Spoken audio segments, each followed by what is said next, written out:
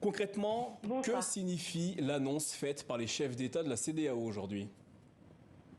Eh bien, difficile à dire concrètement puisque la CEDEAO n'a pas annoncé de date et n'a pas indiqué comment cette force en attente pourrait se déployer. Il ne faut donc pas s'attendre à une attaque coordonnée immédiate à la frontière du Niger.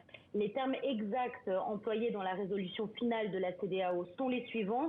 Les chefs de l'État ont ordonné au comité des chefs des armées d'activer les forces en attente de la CEDEAO et d'ordonner leur déploiement en vue de restaurer l'ordre démocratique au Niger.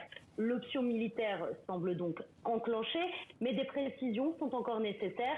L'organisation ouest-africaine a par exemple demandé à ce que l'Union africaine approuve ces démarches et elle a appelé au soutien de tous ses partenaires, y compris de l'ONU. On attend donc des précisions sur le cadre légal et le déroulé de possibles opérations.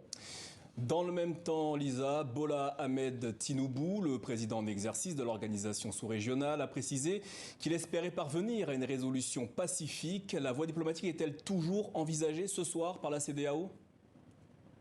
Absolument, il semble qu'une résolution pacifique, diplomatique de cette crise soit toujours à l'ordre du jour. Certes, les membres de la CEDEAO semblent plus décidés que jamais à passer à l'action s'il le faut, mais le président Bola Tinubu, comme le président de la commission de la CEDEAO, Oumar Touré, ont bien souligné que leur volonté avait toujours été de régler cette crise à l'amiable. Toutes les options sont toujours sur la table en vue d'une résolution, a-t-on entendu aujourd'hui à Abuja. Bola Tinubu est tout de même revenu longuement sur les tentatives de négociation des derniers jours et sur leurs échecs répétés. Aucune autre initiative de ce genre n'a d'ailleurs été annoncée ce jeudi à Abuja, mais les représentants de la CEDEAO ont mis en garde quiconque s'opposerait à une résolution pacifique de cette crise, preuve que la porte est toujours ouverte.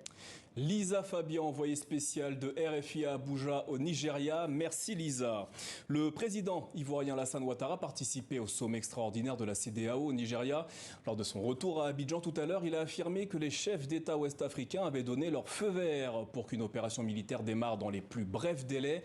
Le chef d'État ivoirien qui est également revenu sur la décision de l'organisation ouest-africaine.